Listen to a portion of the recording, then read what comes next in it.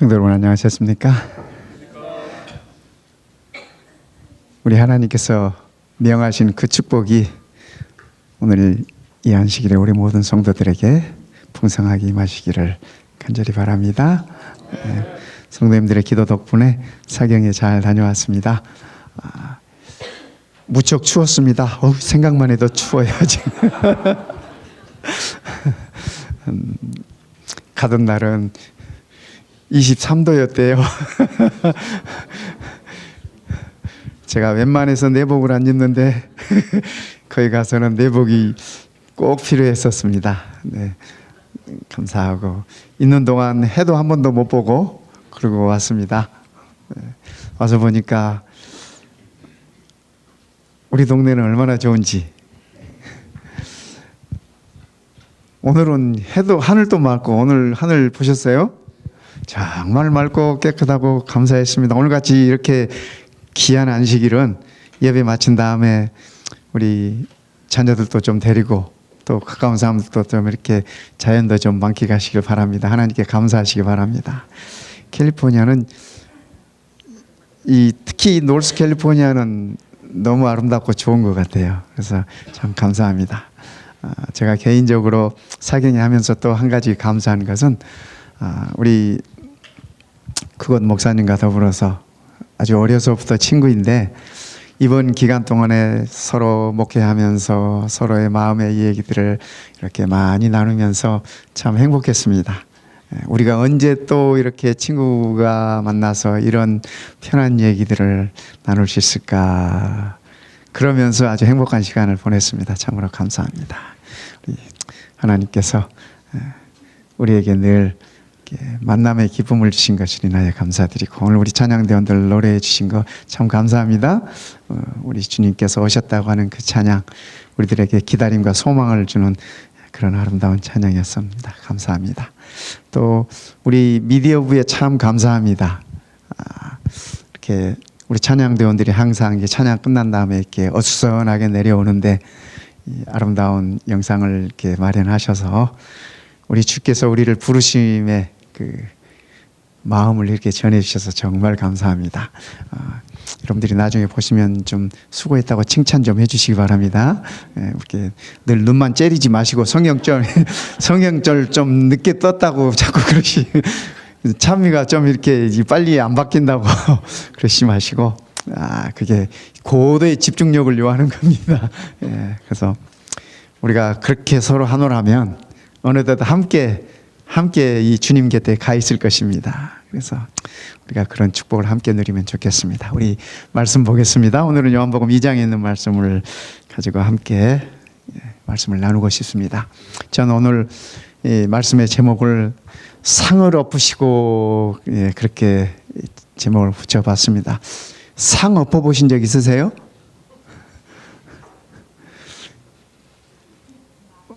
없으세요?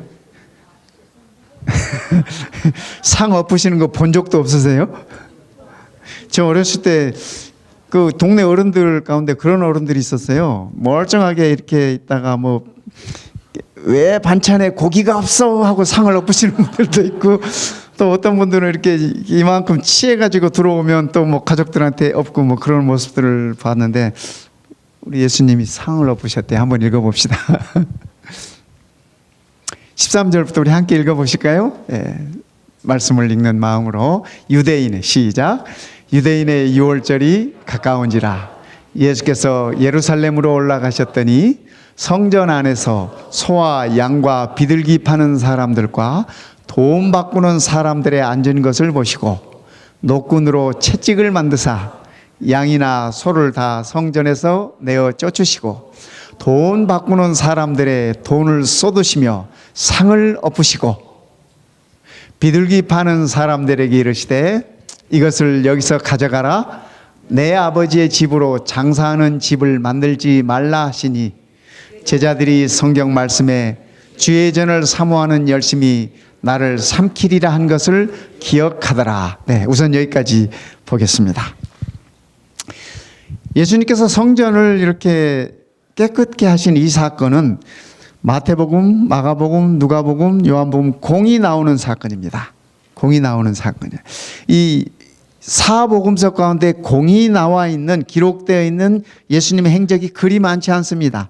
그리 많지 않아요. 그런데 그 중에 대표적인 것이 이 기록인데요. 우리가 지금 읽은 이 말씀은 요한복음 말씀이잖아요. 이 요한복음에서 이 기록된 것과 마태, 마가, 누가복음에서 기록된 사건은 시간적으로 차이가 있습니다. 시간적으로 차이가 있어요. 그래서 이 마태, 마가, 누가, 요한 이 세 복음서에 기록되어 있는 것은 예수님의 사역이 마쳐갈 무렵입니다. 그리고 요한복음에 기록된 이 기록은 예수님의 사역이 시작될 무렵입니다. 저는 생각해 봤습니다. 왜 하나님께서 이 사건을 예수님의 사역의 초반과 종반에 있는 사건을, 두 번에 있었던 그 종반에 있는 사건들을 이렇게 기록하셨을까라고 생각을 해 봤습니다. 이 말씀을 자세히 보면 우리가 재미있는 현상들을 볼 수 있습니다. 예수님께서 화를 좀 내셨나요? 예수님의 화가 좀 난 것 같아요? 예, 엄청 화가 났네요. 그런데 이 말씀을 자세히 들여다보면 저처럼 제가 컨트롤 못하는 화가 아닌 것을 알 수 있습니다. 예수님의 이 분노는 절제된 분노임을 우리가 볼 수 있어요. 볼 수 있어요. 예수님께서 우신 적도 있나요? 예, 있어요. 성경에 기록이 있어요. 예수님이 웃은 적은 있나요? 영화에서는 웃어요. 참 감사합니다. 네. 그럼 예수님의 실제 생활에서는 웃은 적이 없었나요? 예, 저도 그렇게 생각합니다. 저도 그렇게 동의합니다. 그죠? 늘 웃으셔서 굳이 웃었다고 적을 필요가 없어요. 그죠? 여러분, 제가 웃는 게 자연스러워요? 제가 이 성내는 게 자연스러워요? 뭐가 사건이 될 것 같아요? 이제 그렇죠. 제가 성내는 게, 제가 이 격에 맞지 않게 성내는 게 이게 사건화 될 겁니다. 그렇죠? 늘 웃는 사람은 웃는 게 이게 기사거리가 아니에요. 기사거리가 아니에요. 그렇죠? 그래서 우리 예수님은 늘 웃으셨기 때문에, 그죠? 성경에 그분이 웃으셨다고 하는 기록이 없는 것 뿐이에요. 예수님께서 화내셨다는 기록, 예수님께서 눈물을 흘리셨다는 기록은 다 있어요. 그렇죠? 그렇다고 우리가 착각하면 안 돼요. 우리 예수님 늘 성질만 내시고 늘 이렇게 눈물만 흘리셨나? 아니에요. 예. 우셨다고 하는 기록은 3번 있고, 예수님께서 이렇게 화내셨다고 하는 이 기록은 사건으로 얘기하면 2번이에요. 2번이에요. 이 사복음서에 다 기록되어 있지만 어쨌든 이 분노가 예수님의 잘 절제된 분노임을 우리가 알 수 있습니다. 예수님께서 채찍을 휘두르셨잖아요. 채찍을 뭘로 만들었어요? 노끈. 예, 기록된 대로 하면 노끈으로 만들었어요. 지푸라기가 맞는 말씀이에요. 그 당시에 노끈은 다 그런 걸로 만들었으니까, 지푸라기나 갈대나 이런 걸로 만들었으니까. 그런데 이 사람을 때리기 위한 채찍은 그 당시에 이런 노끈으로 만들지 않았습니다. 이 가죽으로 만들었죠. 주로 가죽을. 근데 예수님께서 이 채찍을 만드셨는데, 그죠? 노끈으로 만든 채찍을 휘둘렀는데 어디에다 휘둘렀어요? 짐승들한테 휘둘렀습니다. 짐승들한테. 그러니까 그 채찍의 목적은 짐승들을 흩으시기 위한 것이 목적이었어요. 근데 여러분, 이 짐승들이 흩어지면 주인에게 돌아와요? 안 돌아와요? 예, 잘 모르시는 분들은 짐승을 안 길러보신 분들이고, 그죠? 길러보신 분들은 소나 양이나 다 흩어놔도 주인한테 돌아와요. 그래서 그 주인들한테 재산적 피해는 없어요. 근데 비둘기 파는 사람한테는 뭐라 그랬어요, 예수님께서? 비둘기 가져가라 그랬어요. 가져가라. 비둘기를 확 날려버리면 어떻게 해요? 새는 날려버리면 돌아와요, 못 돌아와요? 못 돌아와. 그럼 주인한테 재산적 피해가 오는 거예요. 그래서 우리 예수님께서 뭐 그런 설명은 없지만 제가 들여다보기에 그래요. 우리 예수님께서 이 비둘기는 가져가라 그러셨어요. 가져가라. 날려보내지 않으셨어요. 진짜 성질났으면 비둘기도 확 날려버렸을 거 아니에요. 그러면 그죠? 소유주들한테 다 재산적 피해가 와. 재산적 피해.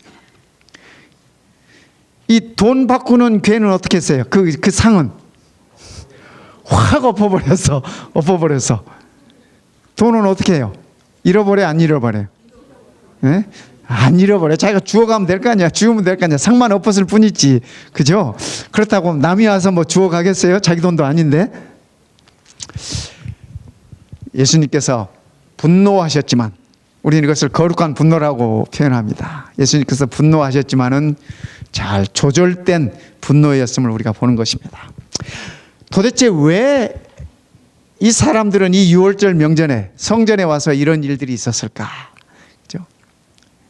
우리가 생각해 보면 뭐 한쪽으로는 조금 이해하기도 할 수도 있습니다. 할 수도 있어요. 6월절이 되면, 명절이 되면 세계 각지에 흩어져 있던 당신의 백성들이 다 모여듭니다. 그죠? 뭐하러 모여들어요?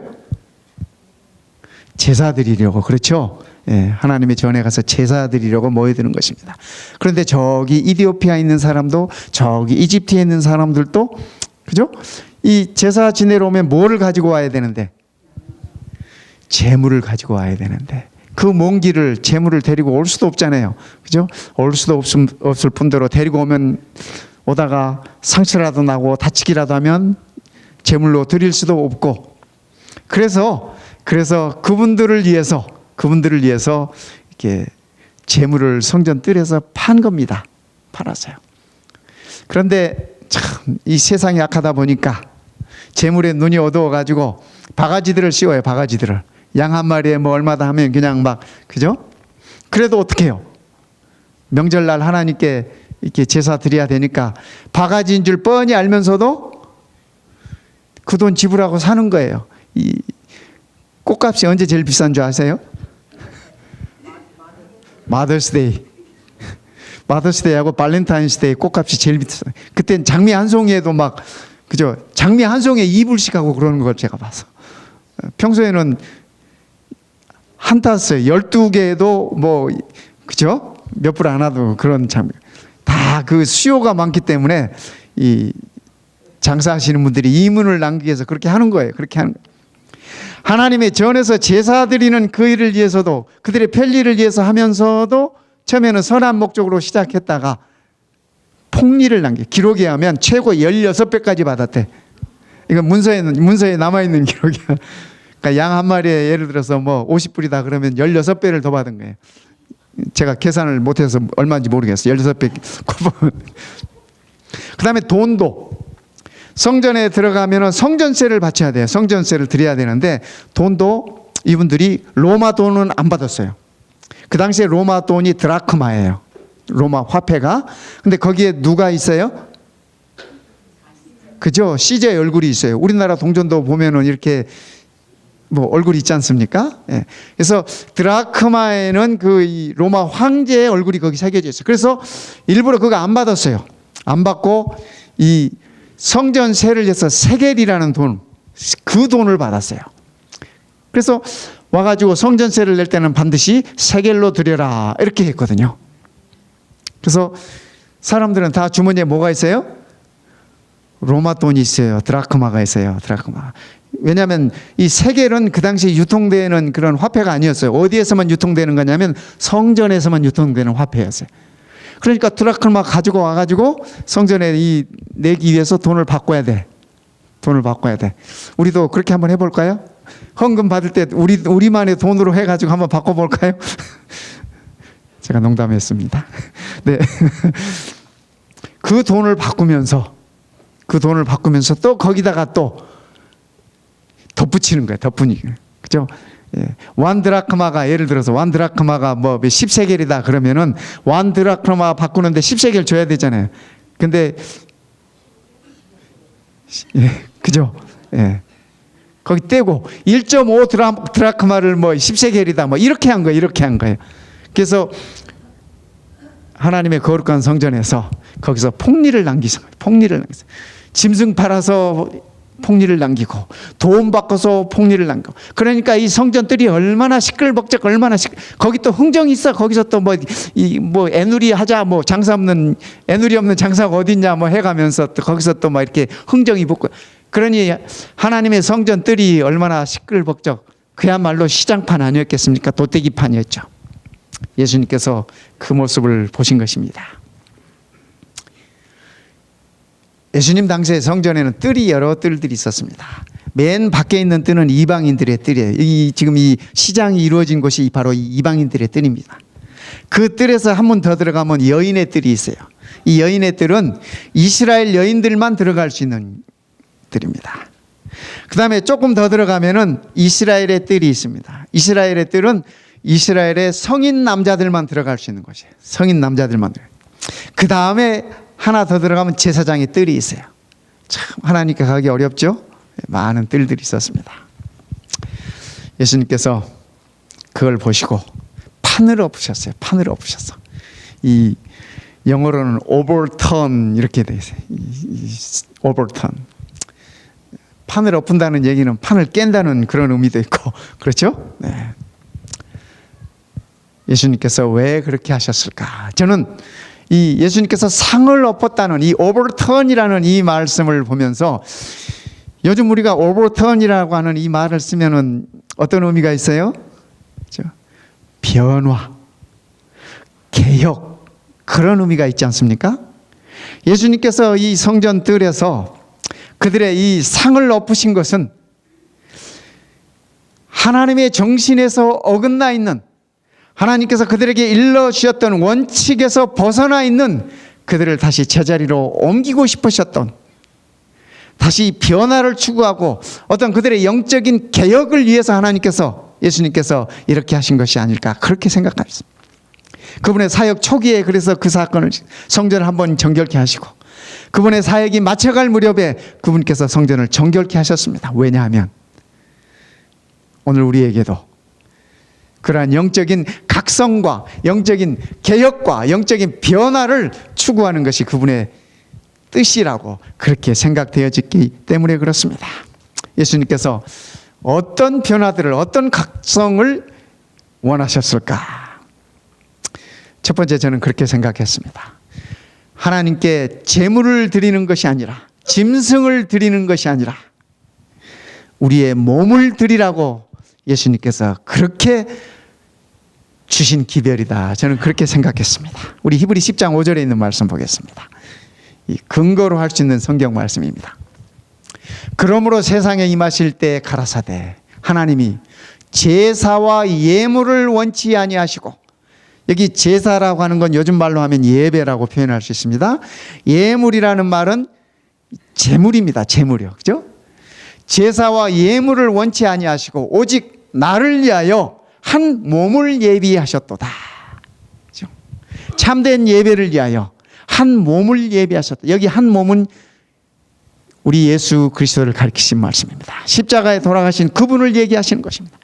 그분 그 거룩한 몸, 그 제물 때문에 오늘 우리도 또한 하나님께 나아갈 수 있게 된 것입니다. 네. 참으로 감사할 일입니다. 로마서 12장 1절에 있는 말씀 보시겠습니다. 로마서 12장 1절입니다. 이렇게 기록하셨습니다. 우리 함께 읽어보십시다. 그러므로 시작. 그러므로 형제들아 내가 하나님의 모든 자비하심으로 너희를 권하노니 너희 몸을 하나님이 기뻐하시는 거룩한 산 제사로 드리라. 이는 너희의 드릴 영적 예배니라. 바울이 이 말씀을 누구에게 주셨어요? 여기 누구에게 주셨어요? 여기 형제들은 누굽니까? 예수님을 믿는 사람이에요? 안 믿는 사람이에요? 확실한가요? 그렇습니다. 예. 예수를 받아들이지 않은 사람은 예수를 구주로 받아들이지 않은 사람은 자기 몸의 의미도 몰라요. 자기 몸만을 위해서 살아요. 그죠? 바울의 표현 가운데 그런 표현들이 있죠. 자기의 배만을 위해서 살아요. 자기의 입만을 위해서 살아요. 성경에 그렇게 표현하고 있지 않습니까? 그런데 바울은 여기서 그러므로 형제들아, 믿는 형제들, 오늘 우리들을 위해서 하시는 말씀이에요. 우리를 향하여 주신 말씀이에요. 뭐예요? 하나님의 모든 자비하심으로 너희를 권하노니. 로마서 1장부터 쭉 11장까지 내려오기를 하나님의 은혜에 관해서 말씀하셨잖아요. 믿음에 관해서 말씀하셨잖아요. 값없이 주시는 구원에 관하여 말씀하셨잖아요. 그러시면서 그러므로 결론으로 우리에게 주시는 말씀인 거예요. 그러므로 너희를 권하노니 너희의 무엇을? 몸을 하나님이 기뻐하시는 거룩한 산 제사로 드려라. 성도 여러분, 오늘 우리가 하나님께 드리는 예배는, 우리가 하나님께 드리는 헌금도 중요합니다. 우리가 참석하여서 찬양하고 기도하는 것도 중요합니다. 그러나 정말 중요한 것은 우리의 몸을 하나님께 드리는 것입니다. 예수님께서 상을 엎으시면서 각성시키시고 개혁하시고 싶으셨던 것은 예배의 본질을 잃어버리는 당신의 사랑하는 백성들에게 예배의 본질을 찾으라고 하는 말씀인 것입니다. 오늘 우리가 우리의 몸을 하나님께 드릴 수 있으면 좋겠습니다. 몸을 드린다고 하는 의미는 우리의 정신도, 우리의 생각도, 우리의 가치도, 모든 것을 하나님께 드린다고 하는 사실인 것입니다. 예수님께서 그래서 상을 엎으셨습니다. 두 번째는 이 하나님의 집이 장사하는 집이 아니라 하나님의 집이 되도록 하라는 그러한 메시지였습니다. 내 아버지의 집을 장사하는 집으로 만들지 말아라. 여기서 장사하는 집이라고 하는 것은, 여러분, 장사는 무엇을 목적으로 해요? 이문을 목적으로 해요. 이문을 목적으로. 누구를 위한 이문으로? 나를 위한 이문으로. 그렇지 않습니까? 예. 옛날에 정지영 그분께서 늘 하시는 말씀이 나는 장사꾼이다. 뭐 늘 그러셨어요. 늘 그러셨어요. 예. 이윤 추구가 첫 번째 목적이라는 말씀을 하시면서 그랬어요.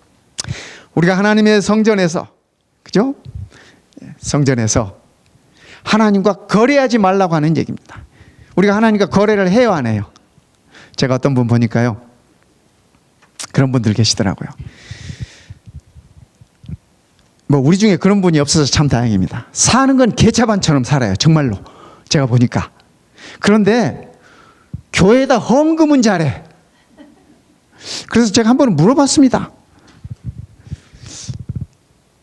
영 사는 건 그리스도인답지 않게 그렇게 사시면서 헌금을 왜 이렇게 열심히 하십니까? 물어봤더니 그분 대답이래요. 내가 이거라도 해야 하나님의 벌을 피할 수 있지 않겠습니까?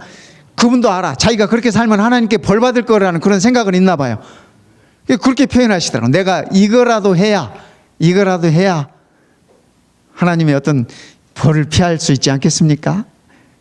면목이라도 조금 있지 않겠습니까? 그러더라고요. 성도 여러분, 우리 중에 이런 분이 안 계신 분리는 참 감사합니다. 이건 하나님과 거래예요. 거룩한 성전을 장사하는 집으로 만드는 거예요. 예수님께서 그 말씀하시는 거예요. 우리 많은 기독교인들이 믿음 생활하면서, 그죠? 복 받기 위해서 이 기독교 생활해요. 믿음 생활하는 경우. 이것도 역시 하나님과의 거래예요. 우리의 믿음이, 우리의 신앙이 하나님의 거룩한 전에서 거래가 되지 않도록 예수님께서 그 상을 엎으신 거예요. 오늘 우리가 하나님께 드리는 예배의 본질이 무엇인지 깊이 생각해보고, 깊이 살펴보고, 깊이 각성해 볼 수 있다면 참으로 하나님께 영광 될 것이라고 저는 그렇게 생각을 하는 것입니다.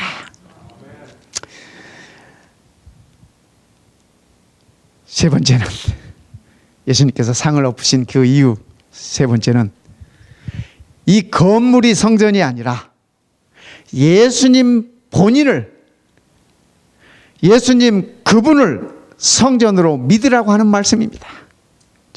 아까 우리 기억절, 이 성경절 본문 말씀 우리 장로님 읽어주시는 거 읽었죠?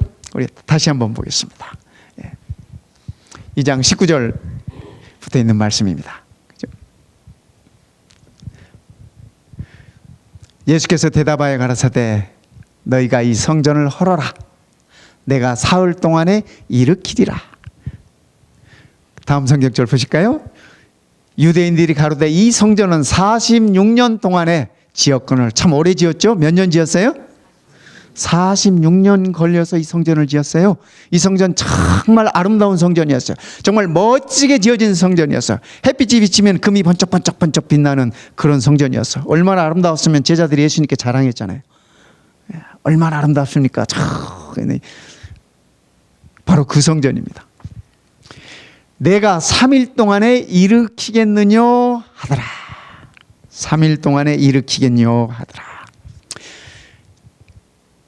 예수님께서 말씀하시는 이 성전이 건물입니까? 아니면 예수님 당신 자신이십니까? 확실해요? 네, 확실해요. 이스라엘 백성들의 성전의 역사를 이렇게 쭉 살펴보면, 성전의 역사를 살펴보면은 재밌습니다. 맨 처음 성전은 무슨 성전이었죠? 천막이었습니다. 천막, 태버네클. 그래서 태버네클이에요. 천막으로 지어진 성소였습니다. 그래서 이 모세 때 지은 것 아니겠습니까?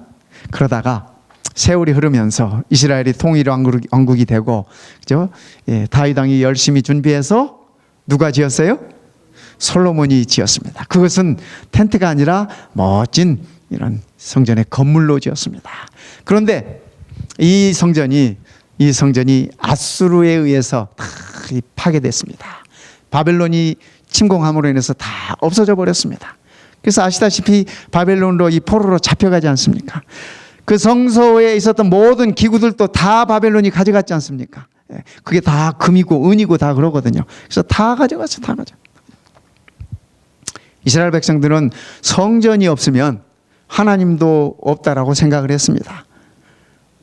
이 모든 이스라엘 백성들이 그런 건 아니지만 대부분의 그들의 그 믿음의 신앙의 핵심을 벗어났어요. 그래서 성전에서 이루어지는 모든 예식과 제도 그런 거에 이렇게 스틱해가지고 이렇게 붙어가지고 거기에 집착해 있었습니다. 성소의 주인이신 하나님을 잃어버린 채 어떤 예식이나 어떤 절기나 이런 것들을 지키는 게 급급했어요. 그래서 성전이 무너지고 예루살렘이 멸망하고 바벨론으로 포로로 잡혀가면서 성전이 사라진과 동시에 그들도 하나님도 잃어버렸다. 하나님이 우리를 버렸다고 그들은 생각을 했습니다. 근데 여러분 아시다시피 하나님께서 이 백성을 버리셨나요? 안 버리셨어요. 아시잖아요. 그죠? 네, 버리지 않으셨습니다. 70년 만에 돌아왔어요. 70년 만에 돌아와가지고 스룹바벨이 이 성전을 다시 지었습니다. 세 번째 지어진 성전이네요. 성전을 다시 지었어요. 그래서 그 성전 지으면서 이 원로들이 눈물을 펑펑 쏟았어요. 제가 이 역대서에 기록된 그 기록들을 보면서 왜 이 원로들이 눈물을 쏟았을까? 제가 생각을 해봤어요. 왜 눈물을 쏟은 것 같아요? 여러분들 생각에는? 예, 솔로몬 성전을 보았던 원로들이 있었을 거예요. 그 아름다운 성전들에 비해서 이 스룹바벨이 여러분 포로에서 돌아와가지고 이 지은 성전이 뭐 이렇게 그렇게 썩 아름다웠겠습니까? 그저 이 대충 형식을 갖추고 그런 성전 아니었겠어요? 그렇기 때문에 솔로몬의 그 영광의 모습을 보았던 그 원로들이 계셨을 거예요. 그분들은 정말 눈에서 정말 피눈물이 났을 거예요. 안 그렇겠어요? 하나님의 그 아름다운 영광을 봤던 사람들이 지금의 정말 이 나라 없이 70년 이상을 살아온 이 백성들 그 모습을 보면서 황폐된 모습을 보면서 겨우 하나님의 성전을 이렇게 지어놓고 스룹바벨을 통해서 그걸 봤을 때 정말 그 원로들의 가슴에 피눈물이 났을 것 같아. 그래서 아마 눈물을 흘렸을 것 같아. 또 어떤 분들은 그죠? 그걸 보지 못했지만은 포로 생활 가운데 그들이 당했던 억울함과 서러움과 고난과 고통과 거기에서 돌아와가지고 이제는 자유의 몸이 되었다.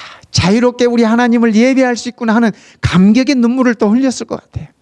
어쨌든 그들은 스룹바벨이 지은 성전을 보고 그랬어요. 네.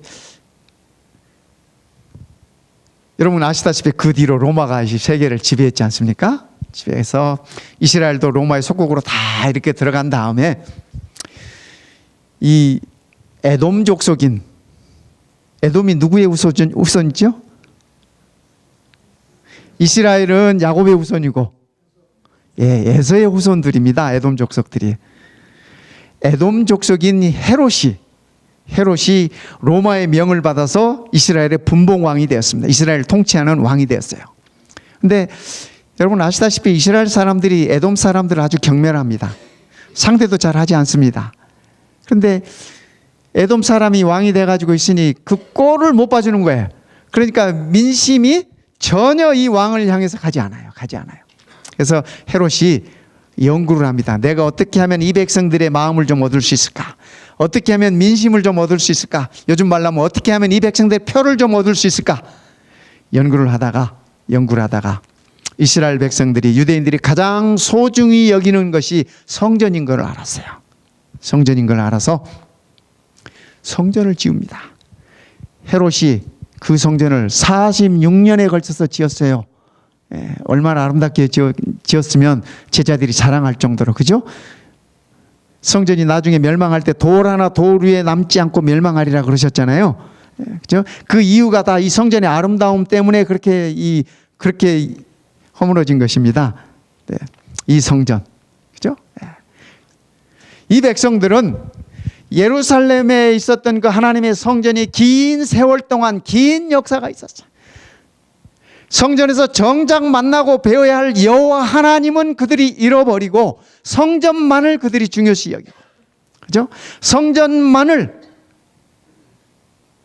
그들의 삶의 중심으로 생각했던 것입니다. 예수님께서 그걸 바꿔주신 것입니다. 그걸 바꾸시고 싶었어요. 거기에 개혁이 필요하고, 그죠? 네. 거기에 변화가 필요했던 것입니다. 예수님을 성전으로. 오늘 우리도 이 교회가, 그죠? 우리의 교회 건물이 이거 마련하시느라 얼마나 수고들 하셨어요? 그죠? 또 우리 원로 장로님들은 그때 생각하면 또 이렇게 눈물이 나실지도 몰라요. 그때 얼마나 수고들 하셨으니까. 그죠? 그러나 이 건물이 아니라 우리 예수님이 성전이라고 하는 사실을 우리가 기억하면 좋겠습니다. 고린도전서 3장 16절에는 그렇게 말씀하십니다. 너희가 하나님의 성전인 것과 하나님의 성령이 너희 안에 계시는 것을 알지 못하느냐. 예수님께서 성전이셨듯이 오늘 우리가 성전이 되어야 하는 것입니다. 이미 하나님께서는 우리에게 말씀하십니다. 너희가 성전이다. 성령이 너희 안에 거하시는 거룩한 전인 줄을 알지 못하느냐. 알아야 된다, 못 알아야 된다. 무슨 말씀이에요? 알아야 된다는 얘기입니다. 오늘 우리의 예수님이 거룩한 성전이듯이 오늘 우리 또한 하나님의 거룩한 성전인 것입니다. 건강해야 할 이유도 여기에 있고, 그렇죠? 네. 기쁘게 살아야 할 이유도 여기에 있고, 우리 그리스도인의 삶의 근원과 힘의 원천이 다 여기에 있는 것입니다. 끝으로 우리 요한복음 2장 22절 마지막 절을 보겠습니다. 요한복음 2장 22절에 함께 읽으십시다. 죽은 자 가운데서, 시작. 죽은 자 가운데서 살아나신 후에야 제자들이 이 말씀하신 것을 기억하고 성경과 및 예수의 하신 말씀을 믿었더라. 예수님께서 이 말씀하실 때는 제자들이 알아들었어요? 못 알아들었어요? 못 알아들었어. 언제서야 알아들었어요? 여기 보니까 언제서야? 예수님께서 십자가에 돌아가시고 부활하신 다음에 그제서야 알아들었어요. 우리는 이제 이 말씀 알아들었어요? 못 알아들었어요? 알아들었어요? 못 알아들었어요? 알아들었습니다. 우리도 알아들었어요? 알아들었어요? 우리도 알아들었죠? 알아들었어요. 그런데 이걸 정말 제대로 알아들은 사람들은 거듭난 사람이야. 여기 제자들도, 그죠? 죽은 자 가운데서 살아나신 후에야 예수님만 이 죽은 자 가운데서 살아난 거예요? 제자들도 죽진 않았지만 그들의 신앙이, 믿음이 영적으로 살아난 거야. 이걸 거듭남이라고 하잖아, 우리가. 그렇죠? 이걸 거듭남이라고 해요. 오늘 우리가 이 사실을 정확하게 알고 인식하는 것은 내가 거듭남의 증거가 된다고 하는 말씀이지. 오늘 이 안식일 예수님께서 상을 엎어버리신 그 축복이 우리 모두의 축복이었으면 좋겠습니다.